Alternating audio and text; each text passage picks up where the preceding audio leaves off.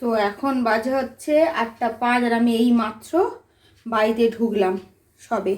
আমি সে বললাম 3টের দিকে বেরোবো, আমি জানতাম। আমি ডাক্তার দেখালাম, ডাক্তার দেখিয়ে এখন ডাক্তার বলেছেন বিশাল খুশি, আমি সব ঠিকঠাক আছে, আমার নর্মাল আছে। এসে আর এই চা বসালাম। এবার হচ্ছে চা খাবো। চা আর একটা চপ নিয়ে এসেছি। এই চা আর এই চপ একটু মুড়ি খাবো, কিছু তো খাইনি, সেই কখন বেরিয়েছি তারপর থেকে আর কিছুই খাওয়া হয়নি। খিদে পেয়ে গেছে খুব জোরে, একটুখানি চা করেছে আজকে।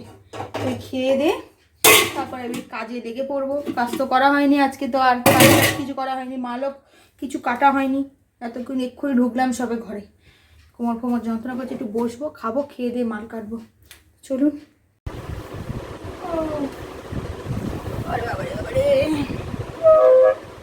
এই যে এখন চা মুড়ি খাবো। কপালটা আমার এত ভালো, আমি ঘরে ঢুকেছি আর তুমুল বৃষ্টি পড়ছে। এখন বাইরে এত জোরে বৃষ্টি, আমি যাওয়ার সময় তো পুরো ভিজে 3বার রেনকোট খুলেছি আর পরেছি। রেনকোট পরছি, পেটে লাগছে, পরতে পারছি না। দিয়ে এবার এখন সবে ঘরে ঢুকেছি, এখন কি জোরে বৃষ্টি নেমেছে। বৃষ্টিতে চা খাই আর মুড়ি খাই, আর কি করবো। আর একটার সময় টিফিন থাকতো।